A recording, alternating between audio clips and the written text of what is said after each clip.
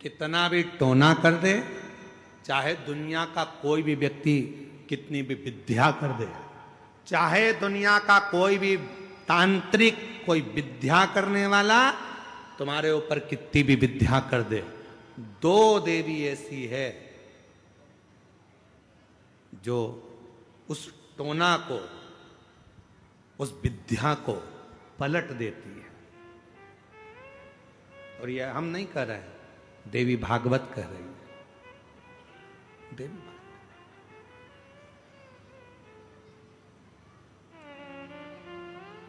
काली पुराण में भी इसका वर्णन आता है, देवी भागवत में भी इसका वर्णन आता है।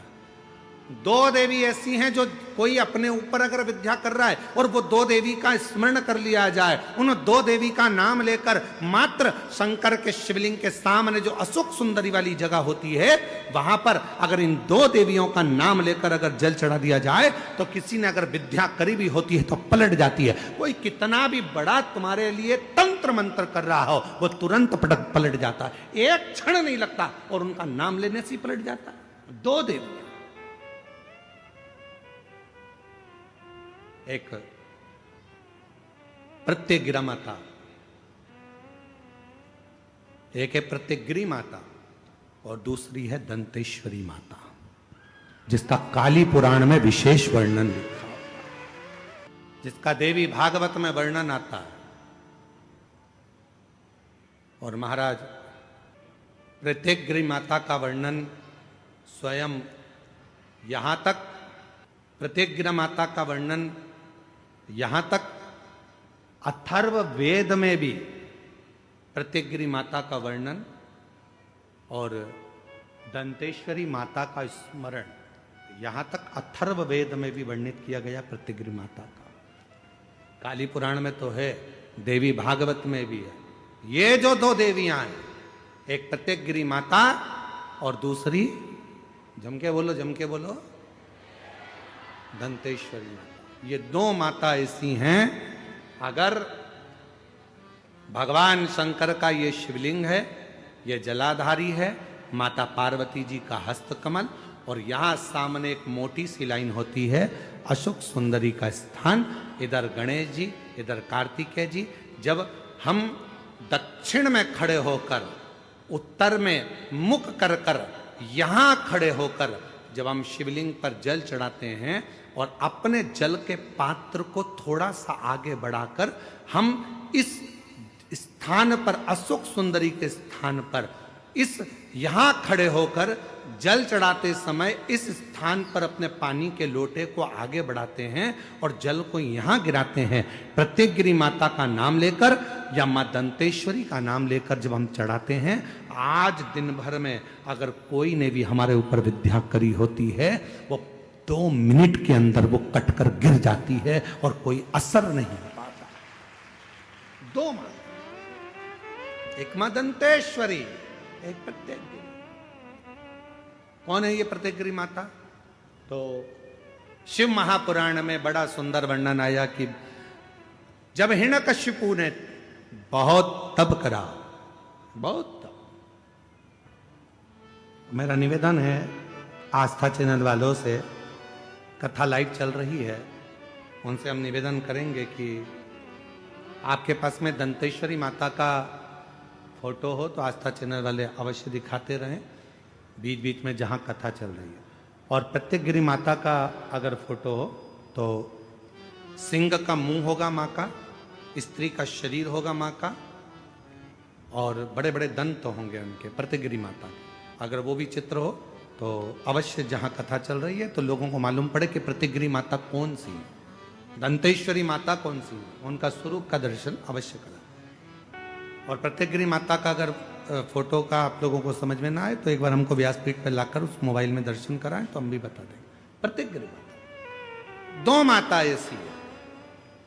काली पुराण के अंतर्गत, देवी भागवत के अंतर्गत, हमारे वेदों के अंतर्गत दो माताओं का क्रम बड़ा विचित्र। तो हम अभी जो कथा को प्रारंभ कर रहे हैं तो प्रत्यग्री से प्रारंभ कर रहे हैं और इसको लेकर जाएंगे दंतेश्वरी माता। सौभाग्य प्राप्त हुआ है, बहुत बहुत ओगड़दानी त्रिकालदर्शी कैलाशी शिव, जो नित्य प्रति जीवन का एक आनंद देने के लिए संपूर्ण जगत का कल्याण करने के लिए, संपूर्ण विश्व को एक आनंद प्रदान करने के लिए भगवान ओगड़दानी त्रिकालदर्शी कैलाशी अविनाशी शिव की कृपा, शिव महापुराण की कथा श्रवण करने का सौभाग्य मिला है। आस्था चैनल के माध्यम से, फेसबुक यूट्यूब के माध्यम से भगवान ओगड़दानी कैलाशी अविनाशी शिव, जिनकी गुप्त नवरात्रे में शिव महापुराण की कथा का तात्विक सुख अपन सभी को श्रवण करने का सौभाग्य मिला है। कथा के मुख्य मनोरथी चंडीगढ़ के निवासी श्री रमेश कुमार जी गर्ग, श्रीमती पूनम जी गर्ग, जो अपने ही पूर्वजों की स्मृति में स्वर्गीय श्री मिल्खी राम जी अग्रवाल, स्वर्गीय श्रीमती बेंती देवी अग्रवाल की स्मृति में शिव महापुराण की कथा को चंडीगढ़ से ऑनलाइन ये कुबेरेश्वर बाबा के इस पावन धरा से श्रवण करवा रहे हैं। उन्हीं के प्रतिनिधि के रूप में, शिव और पार्वती के रूप में यहाँ पूजन में विराजमान हमारे गौरव जी के माता पिता और जो एक आनंद की राशि है परमात्मा के पावन चरणारविंद,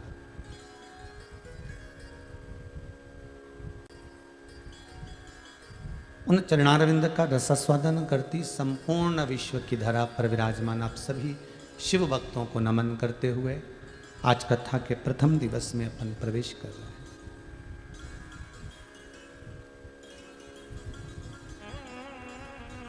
जिस पुराण को हम श्रवण करने के लिए बैठे हैं, यह पुराण कोई साधारण नहीं है महाराज।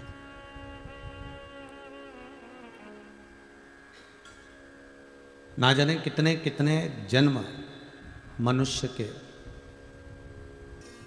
निकलते चले जाते हैं और उस जन्म में वो परमात्मा को पाने के लिए बिलखता है।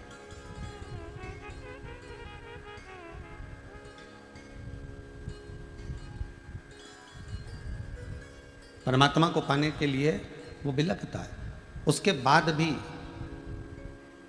वो परमात्मा की शरणागति को प्राप्त नहीं कर पाता।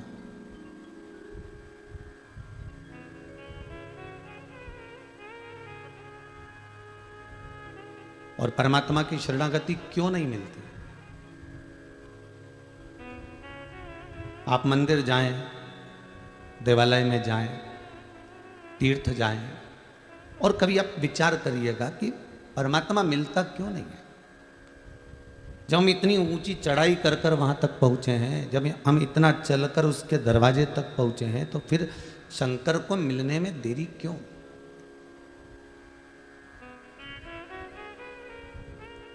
वो किस लिए नहीं मिलता? उसका एक कारण है हमारा कर्म। हम पूर्व में जो कर्म कर कर आए हैं, उस कर्म के अनुसार हमें परमात्मा का साक्षीकरण नहीं हो पाता, हमें उसका दर्शन, हमें उसको दीदार नहीं हो पाता, हम उसको देख नहीं पाते, हम उसका स्मरण नहीं कर पाते।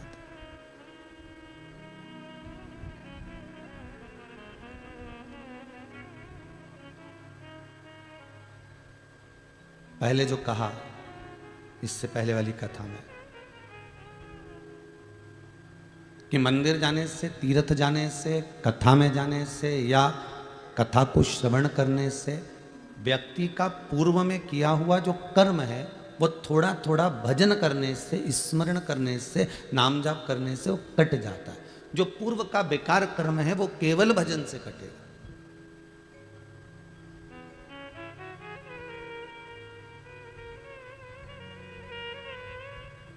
हम जितने कदम चलकर भगवान की भक्ति की ओर अग्रण्य होते हैं, हम जितने कदम चलकर परमात्मा के द्वार पहुंचते हैं, हम जितने कदम चलकर परमात्मा की शरणागति को प्राप्त करते हैं, उतने हमने पूर्व के कर्म जो करे हुए हैं, जिसमें हमने कुछ गलत करा होगा, जिसमें हमने झूठ बोला होगा, प्रपंच करा होगा, छल करा होगा, बेईमानी आदि करी होगी, वो सब धीरे धीरे कर कर वो कटते हैं।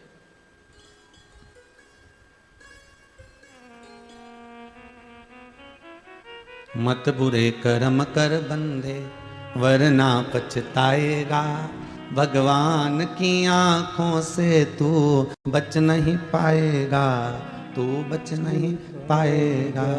अरे ओ अज्ञानी मत कर नादानी। हम जितने भी कर्म कर रहे हैं उस कर्म को अगर हम परमात्मा को समर्पित कर कर करें तो हमें बाद में आकर फिर नहीं भोगना पड़ेगा।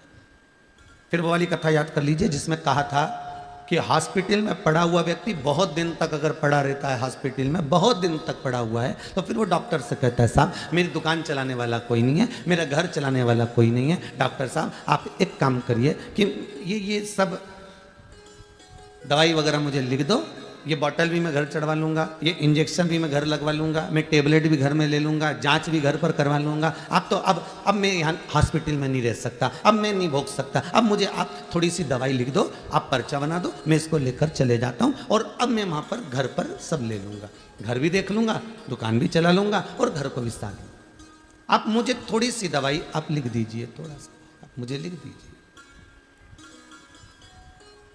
आपको जो लिखना है, बॉटल लिखना है बॉटल, औषधि लिखना है औषधि, जो भी आप लिख रहे हैं मुझे लिखकर दे दीजिए, मैं उसको घर पर चढ़वा लूंगा।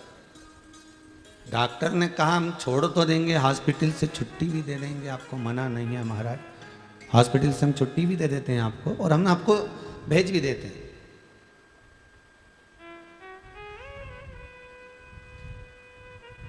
मना नहीं है,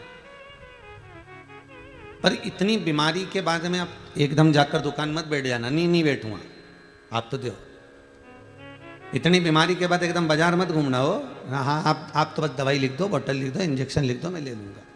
और वो लेकर आ गया, दवाई भी ले रहा है, बॉटल भी चढ़वा रहा है, इंजेक्शन भी ले रहा है। ये पूर्व में कथा में हम कह चुके हैं, आज स्मरण आया है इसलिए वापिस उसको लिया है। अब घर पर आकर अपने दवाई गोली ली, इंजेक्शन लगवाया, बॉटल चढ़वाई, अब घर पर ट्रीटमेंट ले रहे हो तो ठीक हो रहा है। उसी तरह हम जो कर्म कर कर जाते हैं और ऊपर जाकर नरक के किसी बेड पर जाकर पड़ जाते हैं, नरकों का भोग हम भोग रहे होते हैं। इतना नरक भोग लिया होता है, इतना नरक भोग लिया होता है कि अब ये जीवात्मा तड़पती है। और जब जीव आत्मा गरुड़ पुराण में लिखा इतनी तड़पती है तो ये परमात्मा से कहती है कि अब मुझे क्षमा कर दो, मुझे अब वापस जन्म दे दो, मुझे मृत्यु लोक में भेज दो, बाकी की गोली दवाई मैं नीचे खा लूंगा, बाकी का दुख मैं नीचे जाकर झेल लूंगा, बाकी का कष्ट मैं भूमि पर जाकर झेल लूंगा। आप मुझे बस अब यहां से छोड़ दो, अब मुझे इस नरक के जंजाल से बाहर निकाल दीजिए।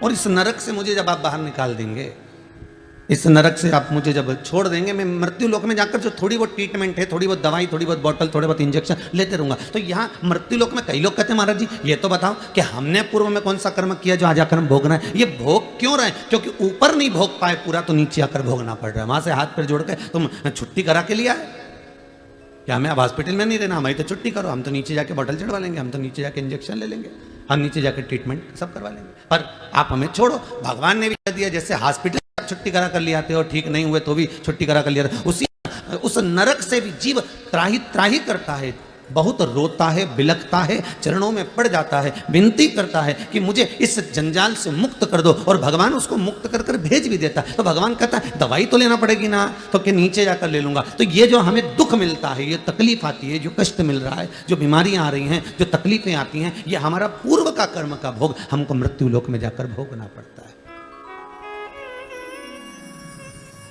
कोई दूसरा नहीं भोगेगा।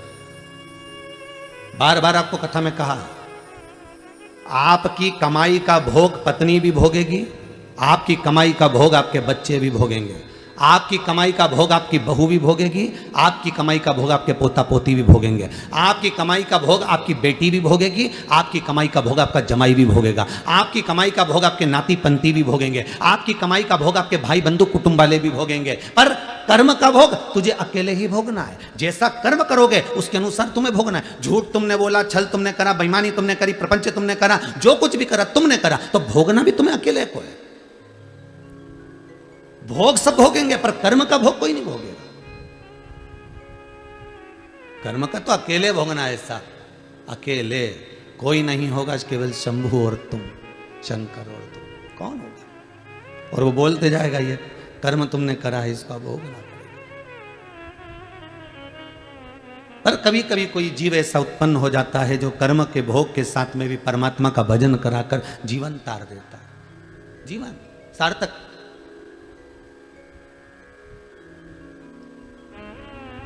ये जो आनंद की अनुभूति है, ये यही सुख देती है, ये दूसरा कोई सुख नहीं है। आज हम अगर भोग रहे हैं, थोड़ा सा कर्म अगर हमको मिला है, कोई राशि ठाट मिला है ना, तो भी समझ लेना भगवान की बड़ी कृपा हुई हो। कुछ खाने को अच्छी गुलाब जामुन, रसगुल्ला, इमारती जलेबी मिल रही है तो भगवान को धन्यवाद देते रहना हो कि ये भगवान बड़ी कृपा करी है तुमने।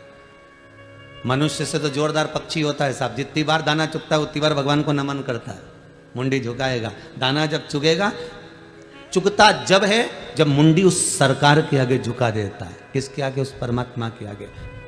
मनुष्य से अच्छा तो पक्षी है जो जब जब दाना चुगता है, चुगने से पहले अपनी मुंडी को झुकाता है कि परमात्मा तुझे धन्यवाद है जो मुझे खाने के लिए एक दाना तो दिया है तुमने, एक दाना मुझे दिया। वो पक्षी बार बार जितनी बार दाना उठाता है उतनी बार मुंडी झुकाता है, अपनी गर्दन को, अपने मुख को, अपने शीश को झुका देता है। उस दाने को उठाने के लिए नहीं झुकाता, वो परमात्मा को धन्यवाद देने के लिए झुकाता है कि तेरी कृपा से मुझे ये दाना खाने को मिल रहा है। अब ये तो पक्षी हुआ कि जब जब खाता है तब तब वो अपनी चोंच को, अपनी मुंडी को, अपने गले को, अपने शीश को बार बार झुका रहा है, परमात्मा को बार बार धन्यवाद दे रहा है। वो परमात्मा के आगे मस्तक को बार बार झुका रहा है, बार बार प्रणाम कर रहा है कि तेरे बल पर मुझे एक दाना खाने को मिला, तेरे बल पर मुझे ये दाना खाने को मिल रहा। जितनी बार पक्षी शीश झुकाता है उतनी बार मेरे बाबा विश्वनाथ को, मेरे शंभू को, मेरे ओघड़ी को, मेरे त्रिकालदर्शी, मेरे कैलाशी, मेरे अविनाशी, मेरे कुबेर भंडारी को बार बार धन्यवाद देता है। और एक इंसान दिन भर खाता है पर धन्यवाद देने का टाइम 2 समय बना रखा है। हम 2 अगरबत्ती सुबह लगा देते हैं, शाम को दिया लगा देते हैं, उतनी देर में भगवान का कोटा पूरा कर देते हैं। मतलब भगवान को भी काम के रूप में यूज कर रहा है।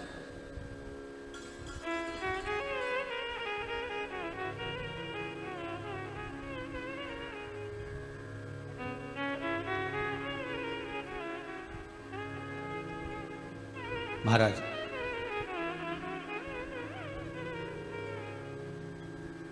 केवल मंदिर जाने पर परमात्मा कभी नहीं मिला रे बाबू। पोथी पढ़ पढ़ जगमुआ पंडित भयो ना कोई, 2.5 अक्षर प्रेम का पढ़े सो पंडित हो। वो 2.5 अक्षर है कौन सा?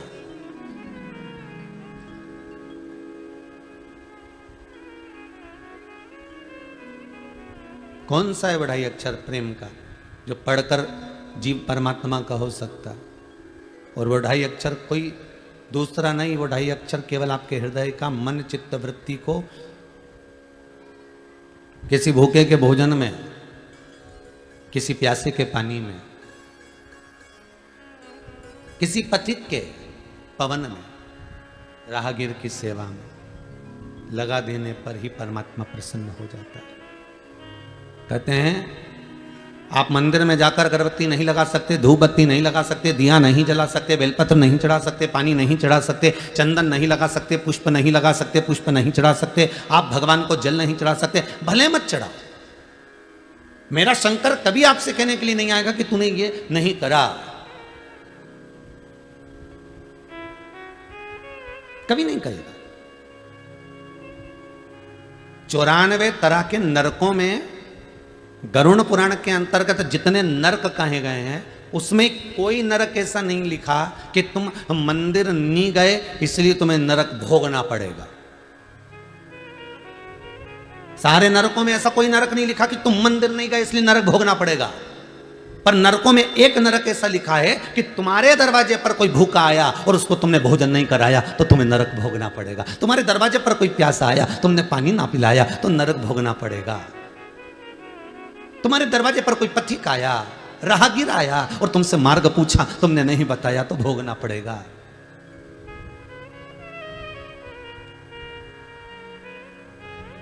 तुम्हारे दरवाजे पर गौ माता आई, एक रोटी ना दे पाए, दरवाजे पर रात भर कुत्ता भोंकता रहा, तुम्हारी चौकीदारी करता रहा, क्योंकि उसको एक रोटी इस दरवाजे से मिलती थी और वो नहीं दे पाए तो नरक भोगना पड़ेगा। किसी वृक्ष के नीचे चींटियां बहुत सारी हो रही है, थोड़ा सा जाकर आपने एक भाग नहीं डाला, नरक भोगना पड़ेगा। वो आस लगाकर बैठी हुई, बहुत अरमान लेकर